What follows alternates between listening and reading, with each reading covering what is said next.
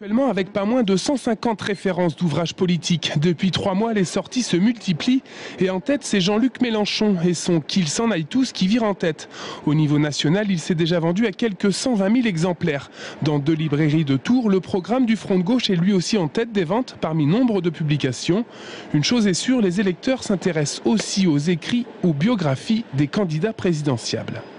Certains se vendront mieux que d'autres ou se vendent déjà mieux que d'autres, dû à une actualité politique ou médiatique, passée à des émissions de télé ou de radio, ça joue aussi beaucoup. Mais en tout cas, ils sont tous présents sur la table et il y a un petit peu de demande évidemment. Dans cette librairie des Deux Lions, on retrouve également tout un rayon consacré à l'élection, mais de façon moins sérieuse. Bande dessinée, caricatures ou livres satiriques, la politique vue par les humoristes a aussi sa place, même si ces publications trouvent moins d'écho que les livres plus classiques, comme ceux des 2 candidats en tête des sondages. Un des premiers, ça a été celui de François Hollande, qui est sorti, qui a très bien fonctionné, qui fonctionne encore bien.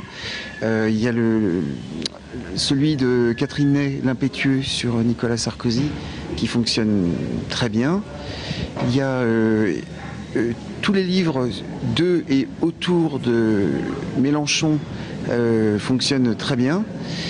Et puis il y a aussi les livres qui sont autour, c'est-à-dire les livres autour de l'Élysée. Comme par exemple l'Élysée, coulisses et secrets d'un palais de Patrice Duhamel et Jacques Santamaria, ou 50 ans de vie politique signé Alain Duhamel. Et puis Stéphane Hessel et son Indignez-vous est toujours bien placé dans les ventes, près de 2 ans après sa sortie. Les écrits de Philippe Poutou, d'Eva Joly et de Nicolas Dupont-Aignan atteignent à eux 3 près de 6 000 exemplaires. Marine Le Pen et son ouvrage Pour que vive la France a déjà été vendu à 11 000 exemplaires. Alors même si certains ouvrages seront oubliés au soir du 6 mai, d'autres pourraient prolonger leur bonne vente selon le pourcentage de leurs auteurs obtenus au soir du 22 avril.